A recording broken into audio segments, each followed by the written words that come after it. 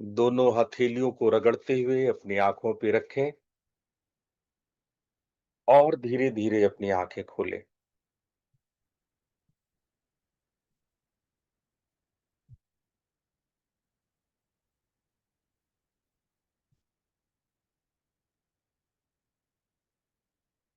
आप लोग का पुनः स्वागत है, अभिनंदन है।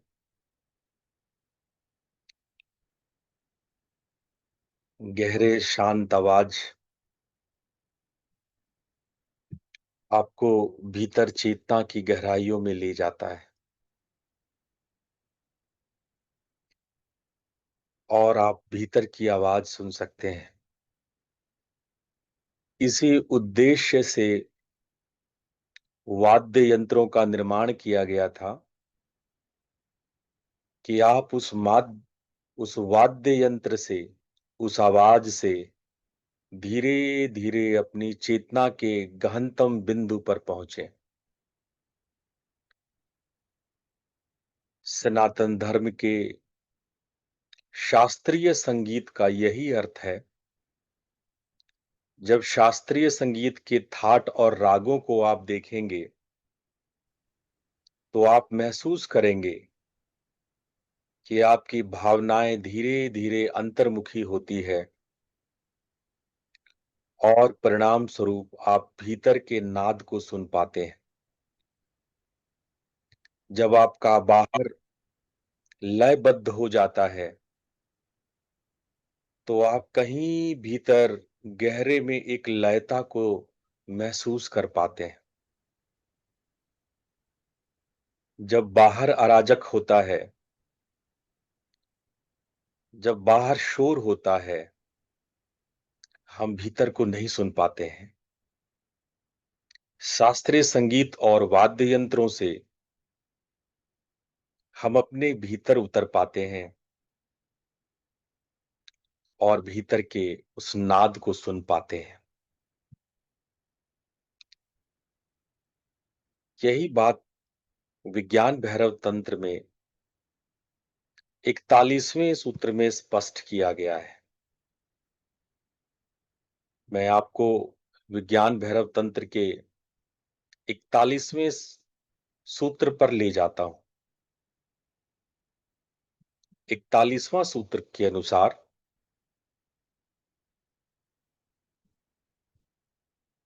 तन्त्रयादिवादयस्य शब्देषु दीर्घेषु क्रमसंस्थितेः अनन्यचेता प्रत्यन्ते परव्योमवपुर्भवेत्। तन्त्रयादिवाद्य शब्देषु दीर्घेषु क्रम संस्थिते। साधक भिन्न भिन्न आवाज, चाहे जैसे तानपुरा, जैसे सितार, जैसे बंसी, जिसमें लंबी खिंची हुई ध्वनियां हो, जैसे आज आपने महसूस किया होगा बंसी की तान में उस खिंचाव को, जो क्रम से निरंतरता में स्थित हो, जो लगातार बज रहा हो, लगातार सुन रहा हो। आप घंटी की ध्वनि, शंख आदि कोई भी मधुर स्थायी नाद को, बैखरी नाद को सुनने का अभ्यास कर सकते हैं। अनन्य चेताः प्रत्यन्ते। जब साधक एकाग्र मन से, अनन्य चेताः, चेता यहां आपकी चेतना से है, जब आप चेतते हैं, अनन्य लगातार एकाग्र, उस ध्वनि के अंत में जब आप ध्यान केंद्रित करते हैं, जब ध्वनि के भीतर उतरते हैं, उसके पूर्व और उसके पश्चात के शून्यों पर ध्यान देते हैं, यानी ध्वनि के प्रकट होने से लेकर धीरे धीरे विलीन होने तक पूरी प्रक्रिया को एकाग्रता से अनुभव करते हैं। विशेष रूप से ध्वनि विराम के समय जब आप उस मौन या खालीपन या उस शून्यता पर ध्यान देते हैं, तो भीतर अनहद नाद प्रकट होने लगता है। परव्योम परव्योम वपुर भवेत। परव्योम, व्योम का अर्थ होता है आकाश, जो पराकाश है, परम आकाश है। परव्योम वपुर भवेत। इस अभ्यास से जब साधक उस परम आकाश में विलीन होने लगता है, तब मन ध्वनि के अंत में स्थित शून्यता में विलीन हो जाता है। तो साधक अपनी व्यक्तिगत पहचान को त्याग कर उस असीम सर्वव्यापी परम आकाश या परम चेतना के साथ एकाकार हो जाता है। तो हमें अभ्यास करना चाहिए, जो भी आवाज आप बाहर सुनते हैं, खासकर कोई भी राग, थाट या शास्त्रीय संगीत, उस वीणा जैसे तार वाले वाद्य, जैसे बंसी, मृदंग, शंख, वो लंबी जो उसमें खिंचाव होता है, नी रे सा, जब आप उस लंबे दीर्घ समय में स्थित रहने वाली ध्वनि में जब आप ध्यान पूर्वक स्थित हो जाते हैं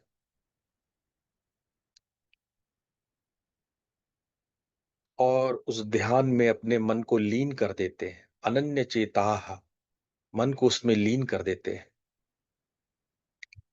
प्राण को उस में विलीन करने की कोशिश करते हैं, तो साधक परमेश्वर को प्राप्त करता है। जब साधक इस संगीत को, दीर्घ और निरंतर ध्वनि को क्रमशः ध्यान पूर्वक सुनता है और मन केवल उसी में स्थिर करता है, तो वो ध्वनि धीरे धीरे प्राण को स्थिर कर देती है।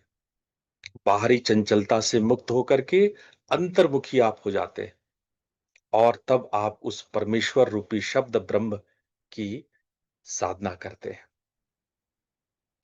इस नादोपासना के लिए आपको शांत जगह पर बैठना चाहिए, जहां बाहरी शोर कम हो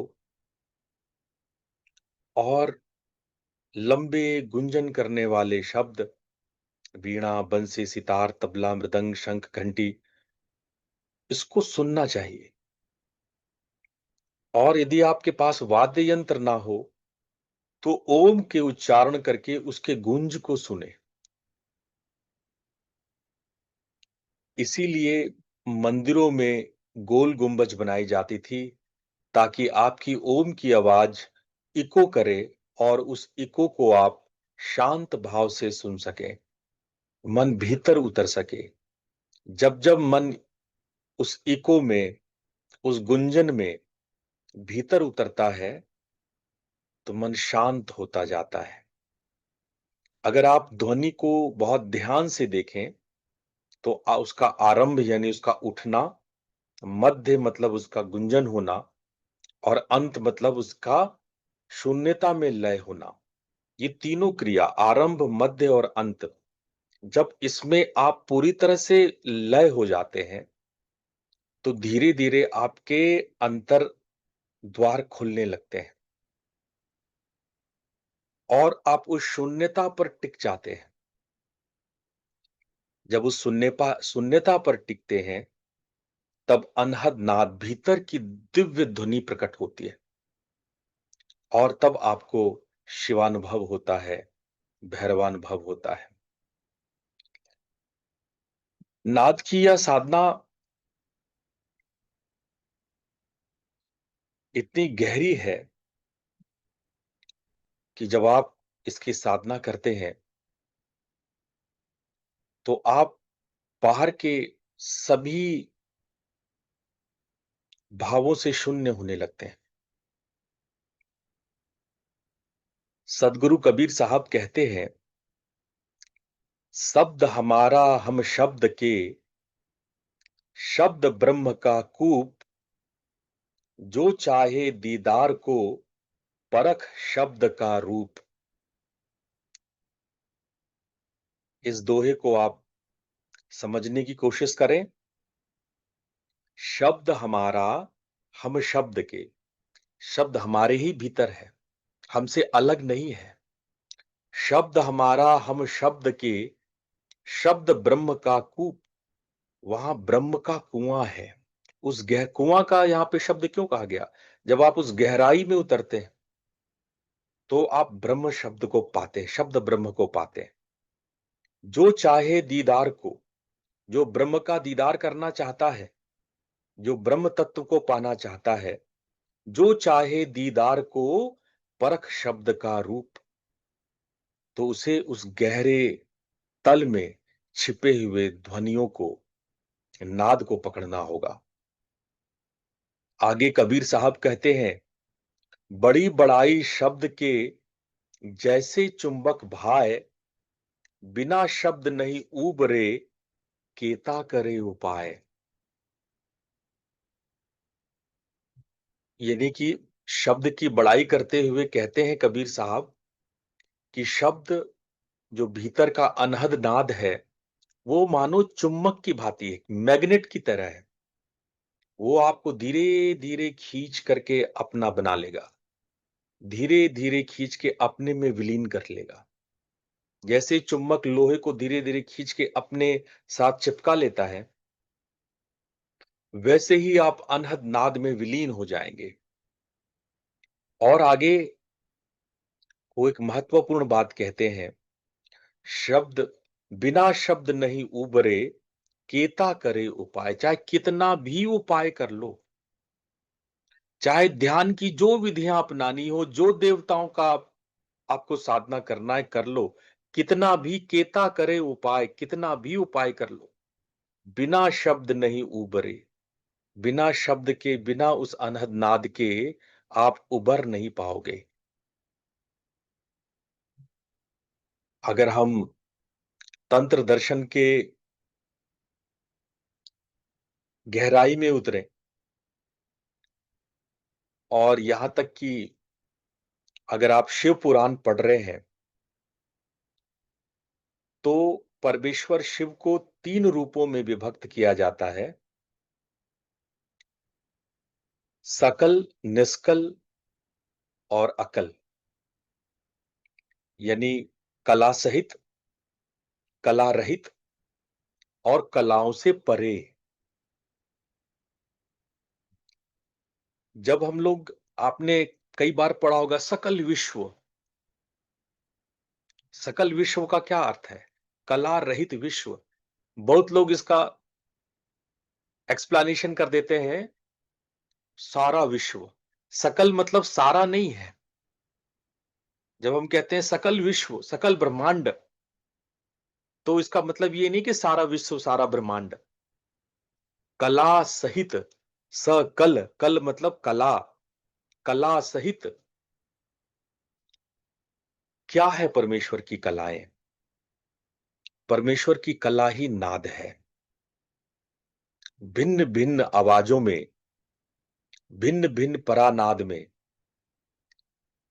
जब परमात्मा उमा के माध्यम से, शक्ति के माध्यम से प्रकट होते हैं, तो उसको कहा जाता है सकल। जब हम कला से रहित होते हैं, तो उसको कहते हैं निष्कल। जब हम कलाओं को अनुभव नहीं कर पाते हैं, परमात्मा के कला का दीदार नहीं कर सकते, तो उसको कहते हैं निष्कल।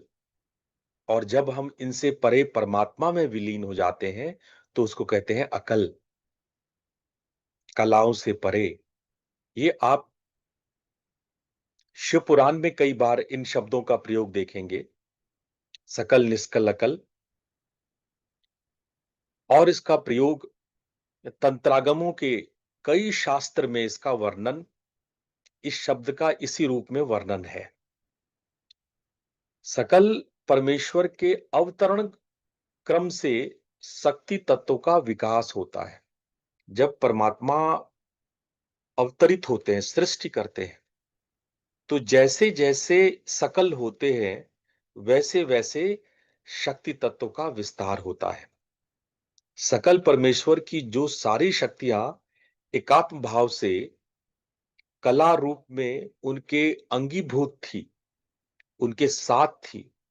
जो परमात्मा सारी कला को स्वयं में समेटे हुए थे, परमात्म तत्व के शुद्ध होने के साथ साथ वे अतिरिक्त सी, उससे अलग सी भान होती है। जो कलाएं परमात्मा समेट करके समाधिस्थ हो जाते हैं, परम शिव हो जाते हैं, शक्ति के माध्यम से वो धीरे धीरे सृष्टि होती है।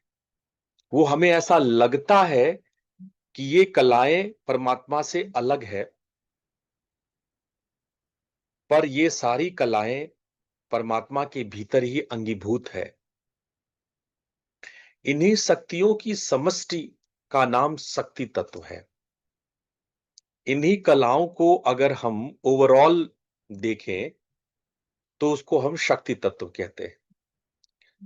शक्ति, जो इच्छा शक्ति, जो उमा शक्ति, जो मां काली, महाकाली, जब वो आविर्भाव होती है तो वो महानाद के रूप रूप में, परानाद के रूप में आविर्भाव होती है। वो प्रकट होती है, वरना वो अप्रकट होकर के शक्ति तत्व में या शिव तत्व में विलीन रहती है। लेकिन सृष्टि के साथ साथ वो घनीभूत होती है और स्थूल रूप पा करके वो नाद और बिंदु का आकार धारण करती है। जैसे भाप जो है वो घनीभूत होकर के जल बिंदुओं में परिणत हो जाता है, जैसे भाप जो है क्लाउड बन जाता है, बादल बन जाता है ना। बादल कैसे बनता है, क्लाउड कैसे बनता है, भाप से बनता है। तो भाप जैसे घनीभूत होकर के क्लाउड बन जाता है, उसी प्रकार परानाद घनीभूत होकर के महाबिंदु के रूप में सामने आता है। और यही महाबिंदु से पुनः नाद का श्रावण होता है, श्रावित होता है। बिंदु विसर्ग करता है, बिंदु से नाद विसर्गित होता है। देखो, दो है, एक बिंदु है, एक महाबिंदु है, एक नाद है, एक महानाद है। तो आप ऐसे समझो कि जब उमा शक्ति अपना प्रसार करती है तो महानाद की उत्पत्ति होती है। महानाद घनीभूत होकर के महाबिंदु बनता है। महाबिंदु से फिर नाद श्रावित होता है और उस नाद से फिर बिंदु बनता है, जो बिंदु हमारे पास होता है। और फिर उस बिंदु से जब विसर्ग होता है, जब वो बिंदु श्रावित होती है, तो उससे जो शब्द निकलता है उसको बोलते हैं मातृका। और मातृकाएं वर्ण पैदा करती है।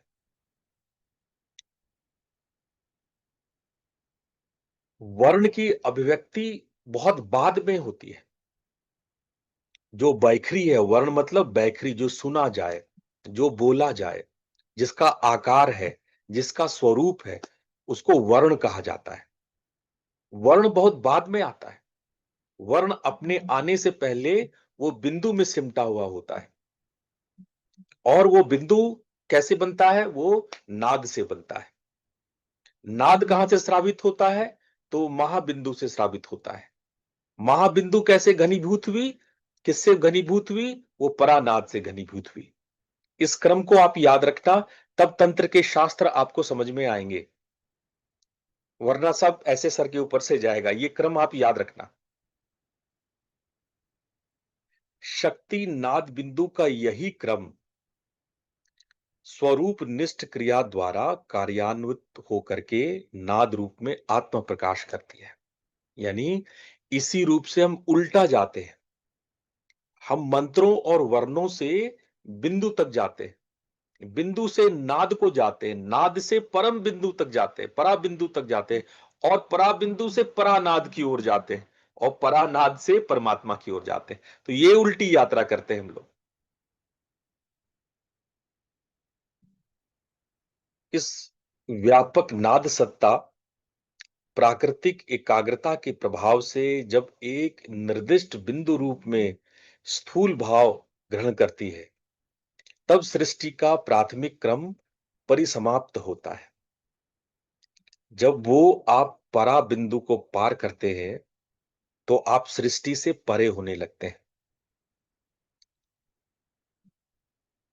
ये कैसे परानाद का भाव कैसे हुआ? बहुत लोग प्रश्न पूछते हैं। गुरुजी, परानाद, परम शिव परानाद का उत्पत्ति कैसे करते हैं या क्यों करते हैं? परानाद इसलिए उत्पन्न होता है कि परानाद से पहले, सृष्टि से पूर्व, सृष्टि से पहले महाशून्य था, कुछ भी नहीं था। धरती, आकाश, गगन, तारे, सितारे कुछ भी नहीं थे। नासदीय सूत्र में है, सब शून्य था, परम शून्य था। शून्यता का मतलब सृष्टि का अभाव था। और आप याद रखना, जब जब अभाव होगा, जब जब अभाव का बोध होगा, तो इच्छा की उत्पत्ति होती है। सामान्य भाषा में भी समझें, इतनी गंभीर शास्त्रीय भाषा में नहीं, सामान्य भाषा में समझें, तो आपके अंदर इच्छा कब होती है? जब किसी चीज का अभाव आप महसूस करते हो। हम सामान्य भाषा में, बिल्कुल जनरल भाषा में कह रहे हैं। जब उस चीज का अभाव महसूस करते हो, तो इच्छा उत्पत्ति होती है। अच्छा, अभाव क्यों महसूस करते हो? जैसे आपके पास मानो कार नहीं है, गाड़ी नहीं है, और उसके अभाव में आपके अंदर इच्छा हुई कि मुझे एक गाड़ी मिल जाता, मुझे एक कार मिल जाता। ठीक है। अब इस बात को जरा गहराई से मनन करो, जस्ट थिंक अबाउट इट। यानी कि आपकी इच्छा से पहले आपके अंदर अभाव था, और उस अभाव का आपको ज्ञान था। याद रखना, पहले भी सृष्टि हुई है। सृष्टि हमेशा क्रम में है, सृष्टि प्रलय ये होती रहती है। उमा शक्ति को ये याद था, उमा शक्ति के स्मरण में था। ऐसा नहीं है कि भाई, अगर आपको कार का पता ही ना हो, मान लो दुनिया में कार ही ना हो, एक मिनट के लिए कल्पना करो, दुनिया में चौपहिया गाड़ी हो ही नहीं, तो आप उसका अभाव महसूस करोगे? नहीं करोगे ना। आप अभाव महसूस करते हो क्योंकि आपको उस अभाव का ज्ञान है, आपको सृष्टि का पता है। उसी तरह से मां उमा शक्ति को सृष्टि का पता है, सृष्टि का ज्ञान है। अहम इदम, इदम अहम, इसका ज्ञान है। और उस ज्ञान ने अभाव को महसूस कराया कि हां, इससे पहले सृष्टि थी, उसकी याद, उसका स्मरण है। और जब ये अभाव बोध होता है, जो इच्छा का वास्तविक विषय है, तो उमा के भीतर एक तीव्र आकांक्षा जाग पड़ती है, एक तीव्र इच्छा जाग पड़ती है। जब प्रलय हो जाता है, महासुषुप्ति हो जाती है, जहां सब कुछ खत्म हो जाता है, महाशून्य हो जाता है, उस शून्यता में उमा को अभाव बोध होता है, पराशक्ति को अभाव बोध होता है। उस महासुषुप्ति से जागने के बाद एक अस्फुट आकांक्षा अस्फुट रूप से जाग उठती है। और जब ये इच्छा के प्रभाव से महाशून्य का आविर्भाव होता है, जब उस महाशून्य का आविर्भाव होता है, तो उस महाशून्य में परानाद की उत्पत्ति होती है। महाशून्य को ही परमाकाश कहते हैं। जब जब आप पूर्ण अवस्था में होते हैं, जब पूर्ण प्रलय महासुषुप्ति होती है, तब ये अहंग भाव विश्रांत होता है। परम शिव होते हैं, परम समाधि होती है। उस परम समाधि में आपका अहंग भाव विश्रांत होता है। इसलिए वह सम्यक आत्म चैतन्य की अवस्था है। उसमें आत्मा चैतन्य होता है। इस सुषुप्ति के बाद पुरानी स्मृति के जाग जाने से एक तीव्र इच्छा, जिसको शिव पुराण में विज्ञान भैरव तंत्र में कहा गया अनिर्दिष्ट रुदन, इसीलिए भगवान को रुद्र कहा गया। रुदन करने वाला। रुद्र किस बात का रुदन है? शक्ति का अभाव है। इसी को कहानी के माध्यम से बताया गया कि शिव के परम समाधि में मां शक्ति, मां पराभाव का अभाव था और माया ने अपना स्वरूप लिया पार्वती के रूप में। इस कथा के रहस्य को समझिए आप। शिव रुद्र हो जाते हैं, रुदन करते हैं, उनका रोदन भाव से हृदय भर जाता है और इस समय परम शिव अपने पूर्ण आत्मा भाव में नहीं रहते हैं। वो खंडित होकर के एक ओर अहंग और दूसरी ओर इदम तैर जाता है। अहंग दृष्टा है और इदं दृश्य है। दृष्टा के सामने दृश्य के रूप में महाशून्य का आविर्भाव होता है। जब महाशून्य का आविर्भाव होता है तो ये इच्छा शक्ति का विकास होता है, उमा शक्ति की उत्पत्ति होती है। इच्छा के उदय होने के साथ साथ धीरे धीरे विश्व जागृत होने लगता है। नाद से, उस परा नाद से परम बिंदु, परा बिंदु और परा बिंदु से नाद और बिंदु की उत्पत्ति होती है। तो शिव का आधार महाशून्य है। इसलिए विश्व के आविर्भूत होने से पहले उसका आधार रूप महाशून्य का आविर्भाव होता है। इसलिए परम बिंदु के उत्पन्न होने से पहले परानाद, परानाद से पहले इच्छा, इच्छा तत्व की उत्पत्ति होती है और वो दृष्टा, वो अहंग भावी दृष्टा इदं को दृश्य रूप में, यानी शून्य पर वो पढ़ने लगता है, वो देखने लगता है। शून्य से एक अव्यक्त परानाद झंकृत हो रही है। जब उस महाशून्य को शिव देखते हैं, दृष्टा बनकर के उसको देखते हैं, तो उससे आदिनाद या परानाद की उत्पत्ति होती है। और जब नाद स्फुरित होता है, नाद झंकृत होता है, नाद प्राणवान होता है, तो धीरे धीरे ज्योति का विकास, प्रकाश का विकास होता है। ज्योति और नाद, ये दोनों महासत्य के दो अवतरणशील अवस्था है। नाद और प्रकाश दोनों एक साथ धीरे धीरे उत्पन्न होता है।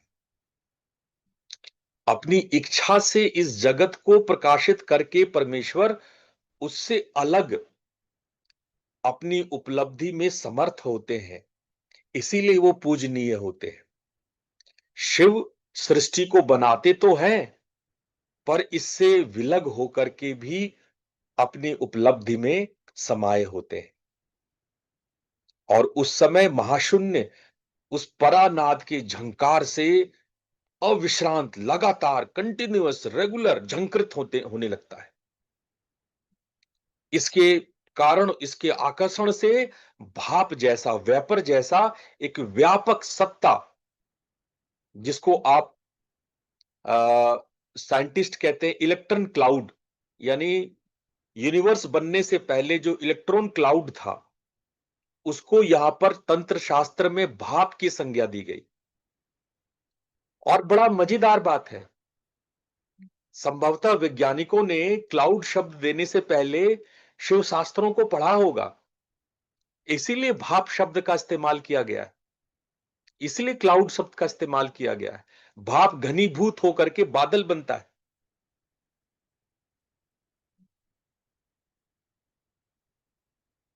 और नाद की अभिव्यक्ति उसी कमोबेश में, उसी भाव में सिद्ध होने लगता है। इसलिए जब तक ज्योति और नाद प्रकट होकर के विश्व को प्रकट नहीं कर लेते हैं, यह प्रक्रिया स्नेह स्नेह, धीरे धीरे, हौले हौले, हल्के हल्के बढ़ती जाती है। ये व्यापक प्रकाश, नाद और ज्योति शून्य में प्रकाशित होती है, और यही घनीभूत होकर के परम बिंदु, परम बिंदु से जो नाद उत्पन्न होता है वो घनीभूत होकर के बिंदु। अब ये बिंदु और परम बिंदु को थोड़ा साइंटिफिक लहजे में बताएं, तो ये जो हमारा ब्रह्मांड है, जिसको आप मिल्की वे कहते हो, जिसमें सन एक छोटा सा तारा है। आपको पता है, हम लोग एक, इस गैलेक्सी के बीच में एक बिंदु है, एक ब्लैक होल है, जिसके पूरे सितारे चक्कर काट रहे हैं, ऐसा वैज्ञानिक कहते हैं। सारे तारे सितारे उस बीच के ब्लैक होल का चक्कर काट रहे हैं। और अब वैज्ञानिक हलकों में एक अजीब सी आवाज हो रही है, बातें हो रही है कि अरे, हम लोग तो शिव शास्त्रों को ठीक से पढ़े ही नहीं थे।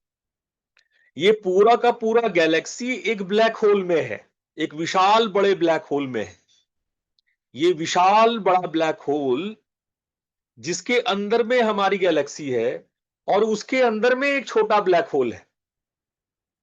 आप देखिएगा, आने वाले 5 से 6 सालों के अंदर में वैज्ञानिक मेरी इस बात को प्रूफ करेंगे, और ये मेरी बात नहीं है, ये हमारे शिव शास्त्र कहते हैं, ये हमारे आगम शास्त्र कहते हैं।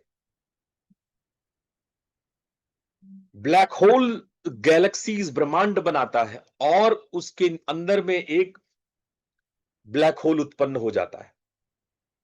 यानी हम लोग दो ब्लैक होल के बीच में हैं, एक विशाल ब्लैक होल जो हमारे चारों ओर है,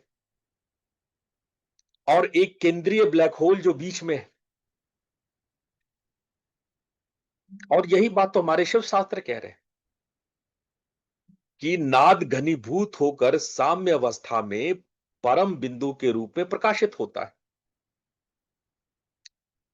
वैसे वैसे में जो हमारे श्री शिव भगवान शंकर की क्रिया शक्ति का आघात करके बिंदु विसर्ग करती है, उस दृष्टा भाव से, उस देख लेने से। जैसे क्वांटम फिजिक्स में आपने सुना होगा कि अगर कोई कैमरा लगा दें, तो वेव नेचर पार्टिकल नेचर की तरह बिहेव करने लगता है। अगर हम अगर हम बहुत क्वांटम वे में इलेक्ट्रॉन के मूवमेंट को हम देखते हैं, तो वो पार्टिकल नेचर होता है। और अगर दृष्टा को हटा देते हैं, तो वो वेव नेचर में फॉर्म हो जाता है। ये वैज्ञानिक कह रहे हैं आपके। क्या ये शिव शास्त्रों से अलग है?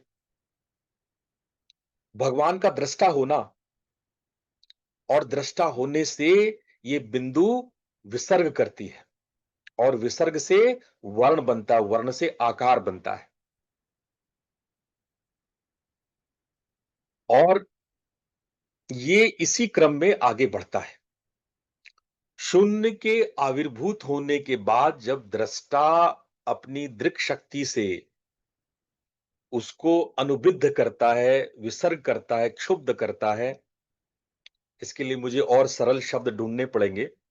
अ, जैसे बादल से बारिश होने लगता है, उसको क्या बोलोगे? हम कहेंगे बादल से विसर्ग हो रहा है, शुद्ध हो रहा है। ठीक है, समझ रहे हो ना मेरी भाषा? क्योंकि इसके लिए हमको शास्त्र के भाषा चुनने पड़ रहे हैं। बहुत सरल भाषा में बताएँगे तो हम विषय से भटक जाएँगे। इसलिए हम कोशिश कर रहे हैं कि हम आपके सरल भाषा को और शास्त्र की भाषा को हम समझा सकें।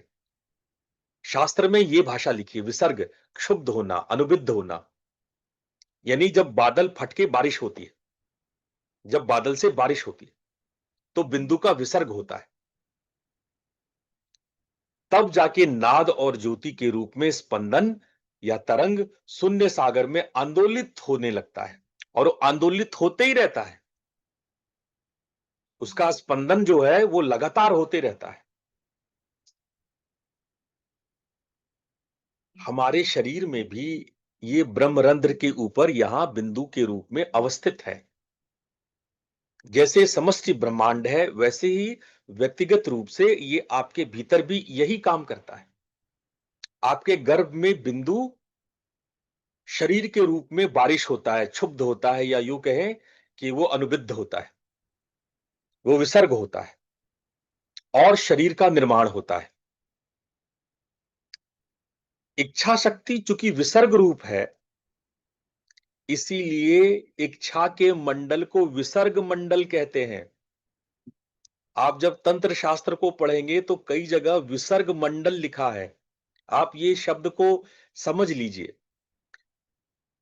आपको काश्मीर शैव में, त्रिक शास्त्रों में विसर्ग मंडल का बार बार वर्णन मिलेगा। विसर्ग मंडल का यही अर्थ है, शुद्ध होना, अनुबिध होना, बादलों का बरस जाना। और सृष्टि के रचना का मूल सूत्र भी यहीं से उपलब्ध होता है। परानाद और पर बिंदु के रूप में कर्मबद्ध जिन दो अवस्थाओं के बारे में अभी हम बात कर रहे हैं, वो विश्व सृष्टि के शुरू की वस्तु है, स्टार्टिंग पॉइंट है वहां पे। और इस इससे पूरी ब्रह्मांड रूपी, यूं कहें कि जैसे एक बीज से पूरा वृक्ष निकल के आता है। अच्छा, बीज से अंकुर के निकलने को भी हम विसर्ग कह सकते हैं। जब बीज से अंकुर निकलता है, हम तो अभी बादल और बारिश कह रहे थे, दूसरा एग्जाम्पल आप ले लो। जब बीज से अंकुर निकलता है, उसको कहते हैं बीज का विसर्ग होना, बिंदु का विसर्ग होना। वो विसर्ग मंडल है। तो जगत रूपी वृक्ष निकल के सामने आता है। वास्तव में ये वृक्ष एक अवस्था है, इसमें कोई संदेह नहीं। इसी को महाकारण अवस्था कहते हैं। यानी बीज से विसर्ग होकर के वृक्ष का बन जाना। अब इसके मूल उपादान में बहुत से सूक्ष्म रूप से विसर्ग मंडल मौजूद रहते हैं। जब हम आगे समझेंगे तो भांति भांति प्रकार का विसर्ग मंडल, आगे हम जब आपको शून्य पढ़ाएंगे, आगे के सूत्रों में जब शून्य का वर्णन आएगा, तब आपको हम अलग अलग अध्वा, 6 प्रकार के अध्वा होते हैं। जब मैं अध्वा में आऊंगा तब मैं आपको ये बात पढ़ाऊंगा कि कितने प्रकार के विसर्ग मंडल होते हैं। अभी ये बात आपके सर के ऊपर से जाएगा, इसीलिए मैं थोड़ा थोड़ा एक एक कोर आपको खिलाऊंगा। ज्यादा बोलूंगा तो लगेगा कि गुरुजी आप क्या ही बोल रहे हो आप। पर मैं फिर से अपनी बात दोहराता हूं। परानाद और पर बिंदु को महाकारण का शरीर माना जा सकता है, उसको महाकारण कह सकते हैं, काउजल बॉडी कह सकते हैं आप उसको। इसका जो बहिरंग प्रकाश है, उस जो प्रकाश बाहर की ओर निकलता है, वही जगत के कारण का सत्ता है। वो जगत का एग्जिस्टेंस है, ब्रह्मांड का एग्जिस्टेंस है। तो हमें इसको इस रूप में समझना चाहिए। अब हम थोड़ा सा डाउन टू अर्थ आते हैं। ये अपर बिंदु पे आते हैं, यानी जो हमारी बिंदु है, वेस्ट बिंदु है, समष्टि वाली नहीं, परा बिंदु नहीं, हम अपनी बिंदु की बात करते हैं। तो जब हमारी बिंदु की उत्पत्ति हो जाती है, जब विसर्ग मंडलों में बिंदु की उत्पत्ति होती है, यानी कि जीवों की उत्पत्ति होती है। जब विसर्ग मंडल जीवों को उत्पन्न करता है, जब जीव उत्पत्ति होती है, तो वो जो हमारी बिंदु, जो ये हमारे यहाँ पे होता है ना, वो बिंदु, जिससे कि शरीर देह की उत्पत्ति होती है, उसको हम लोग कह सकते हैं अपर बिंदु। अपर इंग्लिश वाला अपर नहीं, हिंदी वाला अपर। ये समझ लेना, ये दोनों उल्टा है। हिंदी में अपर मतलब नीचे, इंग्लिश में अपर मतलब ऊपर। तो जब मैं अपर बोलूं यहां पे, तो अपर मतलब हायर नहीं, अपर मतलब यहां पे नीचे, परा मतलब ऊपर, अपरा मतलब नीचे। ठीक है। तो जो आपकी अपर बिंदु है, यानी जो हमारा व्यष्टि बिंदु है, व्यष्टि बिंदु जब विसर्ग करता है, उससे वर्णों की उत्पत्ति होती है। और हम लोग लंबे हैं, चौड़े हैं, दुबले हैं, पतले हैं, गोरे हैं, काले हैं, इस स्वभाव के हैं, इस गण के हैं। हमारी जो भी ज्योतिष है, हमारा जो भी वर्ण है, वो वर्ण की उत्पत्ति कहां से होती है? उसी बिंदु से होती है। वही बिंदु जो है, वो विसर्गित होकर के हमारे शरीर को उत्पन्न करता है। और ये बिंदु और नाद जो है, जब नाद नीचे वर्णों के रूप में उदय होता है, तो नाद जो है, वो नीचे मूलाधार तक अलग अलग चक्रों का निर्माण करता जाता है।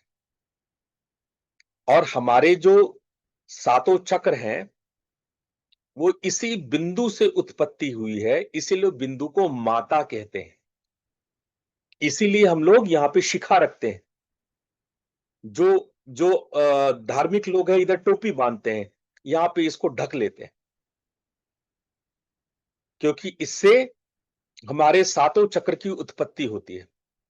सभी चक्र इसी से निकल के आते हैं। ये वर्ण कैसे, अब चक्र की बात तो आपको समझ में आ गई होगी, पहले भी हमने व्याख्या किया। वर्ण, वर्ण त्रिकोण के रूप में आपके आज्ञा से सहस्रार के बीच में एक त्रिकोण है। अगर आपने मेरे श्री विद्या के क्लास में आपने अटेंड किया होगा, और मैं जब श्री चक्र आप लोग को पिछले नवंबर दिसंबर में पढ़ा रहा था, तो आप लोग याद करो, एक त्रिकोण था ऊपर में। आपको याद आ रहा है? एक त्रिकोण की बात हमने करी थी। इस त्रिकोण को कहते हैं अकथ त्रिकोण। अकथ, बड़े मजेदार शब्द हैं। अकथ। आप लोग को वर्णमाला आता होगा, बच्चे में आप लोगों ने वर्णमाला पढ़ा होगा। अ से क तक 16 मात्राएं होती है। अ आ इ ई उ ए ऐ री री ली ली उ ऐ अंग अ। 16 मात्राएं होती है। ये संस्कृत का ले लेना, री री ली ली को ले लेना साथ में। ओ आई यू ए अंग अ और ली ली री, ये को लेने के से 16 मात्राएं होती है। अच्छा, क से लेके थ तक 16 मात्राएं होती है। अगर आप क से लेके थ के बीच में जोड़ेंगे, क ख ग घ अंग च छ ज झ इय ट ट ड ढ ण त थ, यानी कि क से थ तक के बीच में 16 मात्राएं होती है। और मजेदार बात देखो, 16 मात्राएं थ से अ के बीच में भी होती है। अगर आप एक सर्किल में ओ आई ये पूरा लिख के जाओ, तो अ से क तक 16 मात्रा, क से थ तक 16 मात्रा, थ से अ तक अगेन 16 मात्रा। यानी ये इक्विलैटरल ट्रायंगल है। 16 16 16 मात्राएं हैं इसमें। षोडश कमल चक्र, कमल दल, षोडश कमल दल, अष्ट कमल दल, षोडश मात्रिका। आपने ये सब कहानियां सुनी होंगी, षोडश मात्रिका। मैं मात्रिका पर पीछे आऊंगा। मैं आप लोग को मात्रिकाओं का ज्ञान पुनः नवंबर में बताऊंगा। दिवाली के बाद मैं आप लोगों को गहरे मात्रिका साधना भी कराऊंगा। लेकिन आप समझो षोडश मात्रिका क्या है। ये वो इक्विलैटरल ट्रायंगल है जिससे 16 16 16 मात्रिका, और यही षोडश, यही त्रिकोण हमारे प्राणमय देह को और अन्नमय देह को उत्पन्न करता है। प्राणमय कोश को और अन्नमय कोश को उत्पन्न करने वाला यही अकथ चक्र है, अकथ त्रिकोण है। तो फिर से मैं वापस आता हूं, पर बिंदु से जब क्षुब्ध होने के बाद जो नाद उत्पन्न होता है, उसका दो प्रकार का प्रवाह होता है, एक ऊर्ध्वमुख, एक अधोमुख। आपने श्रीयंत्र में देखा होगा, कुछ ट्रायंगल अपवर्ड्स हैं, कुछ ट्रायंगल डाउनवर्ड्स हैं, 5 ट्रायंगल अपवर्ड्स हैं, 4 ट्रायंगल डाउनवर्ड्स हैं।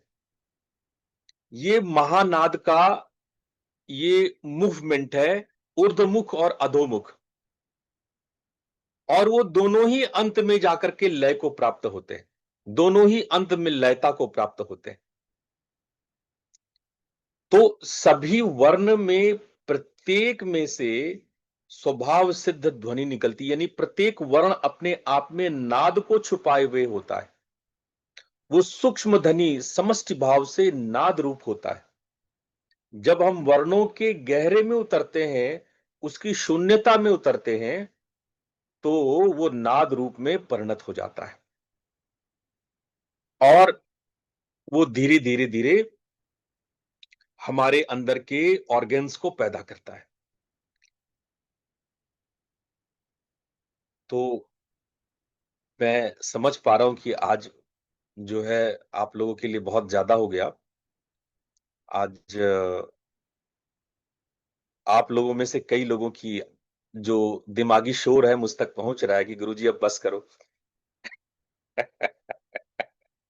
आज ही रगड़ दोगे क्या? चलो ठीक है। ये कहानी मैं आगे भी आपको बताऊंगा, क्योंकि सूक्ष्म रहस्यों को समझना चाहिए कि हमारा सेल्स टिश्यूज कैसे बनता है। अब मैं आप लोग को ये भी बताऊंगा कि हमारे ऑर्गेनिक केमिस्ट्री में सीएचओ ग्रुप जो होता है, कार्बन हाइड्रोजन ऑक्सीजन, इसकी ये जो सीएचओ ग्रुप है वो हमारे भीतर ये बिंदु कैसे उत्पन्न करता है। तब आप ऑर्गेनिक केमिस्ट्री का रहस्य समझ पाएंगे कि ये ऑर्गेनिक केमिस्ट्री में ऑक्सीजन, कार्बन और हाइड्रोजन का इतना ज्यादा महत्व क्यों है, और इससे ऑर्गेनिज्म कैसे निकल के आए। कार्बन, हाइड्रोजन, ऑक्सीजन से ऑर्गेनिज्म या ऑर्गेनिक वर्ल्ड का निर्माण कैसे हुआ। इन सब के पीछे नाद के रहस्य हैं, बिंदु का क्षोभ है। आप लोग इतनी गहनता से मेरी बात सुन रहे हैं, परंतु मैं आप लोगों को एक बात कहना चाहता हूं। ये सारी बातें आप समझ भी लो, सारे विज्ञान को आप समझ भी लो, तो भी अगर आप साधना नहीं करोगे, तो ये किसी भी प्रकार से आपके काम आने वाला नहीं है। और आज मैं बड़ा दुखी हूं इस बात से कि मेरे पास आप लोगों का जो एक रेगुलर रूटीन, जो मैंने आप लोग को बोला था कि डायरी, स्पिरिचुअल डायरी आप रेगुलर भरें, उसमें मैंने बहुत अनियमितता देखी है। केवल 5 लोगों ने रोज भरा और बाकी लोग कोई 1, कोई 2 दिन केवल टिक किए। मैंने, आपको याद हो तो मैंने आप लोगों को एक गूगल फॉर्म से एक क्वेश्चनेयर भरवाया था, जो आपको नंबर्स में भरने थे। मेरी इच्छा थी कि आज आप लोग को आपका ग्रोथ चार्ट दिखाऊं, आपको ग्राफ दिखाऊं, पर दुर्भाग्य से आप लोग नियमित नहीं भर रहे हो। आपकी अनियमितता के कारण ग्राफ नहीं बन रहा है। इसलिए मैं आपसे पुनः विनम्र निवेदन करता हूं, और यदि गुरु मानते हो तो मैं आज्ञा देता हूं कि आप उसको रोज रोज भरो। मात्र 3 मिनट लगेंगे, मात्र 3 मिनट। सोने से पहले कर लो तो दिन भर का आप कर लो, सुबह उठ के करो तो पिछले दिन का आप भर लो। ये 3 मिनट की प्रक्रिया करनी है। आप लोगों का पूरा चार्ट आपके सामने है, और जब आप उस चार्ट को भरोगे, तब मैं आपके ग्रोथ को विश्लेषण, एनालिसिस करूंगा, और उसके आधार पर आपको मैं सुझाव दे पाऊंगा, आपको पर्सनली सुझाव दे पाऊंगा। आपकी अलग अलग डायरियां बनेंगी मेरे पास, और उस डायरी के आधार पे जैसे जैसे आपका ग्रोथ हो रहा है, वैसे वैसे मैं सुझाव देता रहूंगा। परंतु यदि आप ऐसा नहीं करोगे, आप वो फॉर्म ही नहीं भरोगे, तो मेरी एनालिसिस आप तक कैसे पहुंचेगी, आप बताओ। तो जो गुरु मानते हैं वो आज्ञा मान के इसको करें, और जो केवल उपदेष्टा मानते हैं, शिक्षक मानते हैं, उनके लिए मेरी विनम्र विनती है कि इसको आप करो। जब आप ये करोगे तभी मैं आपके साधना का अनुकलन कर पाऊंगा, उसकी कलना कर पाऊंगा। आप लोग का कोई प्रश्न है तो आप पूछ सकते हैं, वरना इस सत्र को हम पूर्ण करेंगे। कोई प्रश्न है आपका?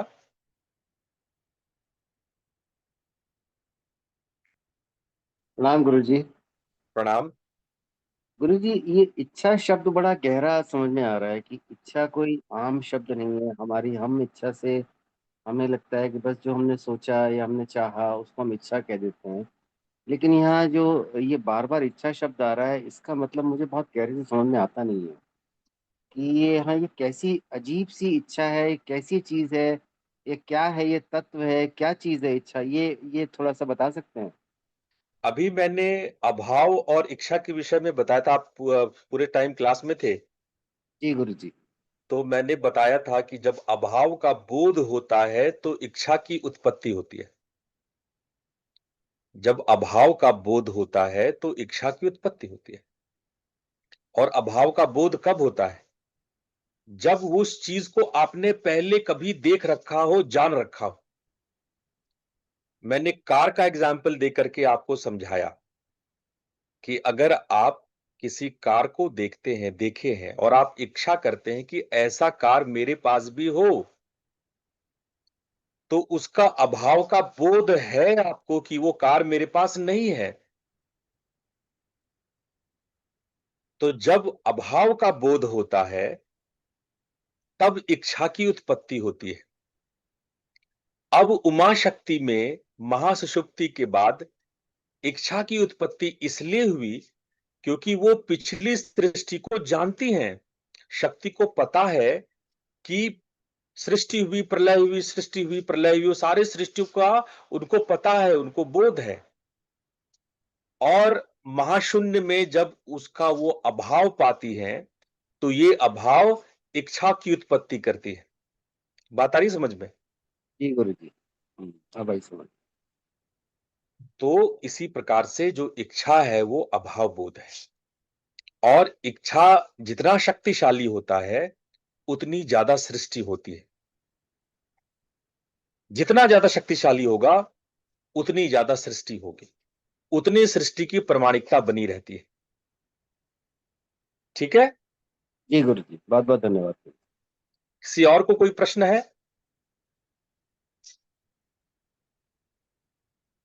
चलिए ठीक है, तो आज का सत्र हम पूर्ण करते हैं।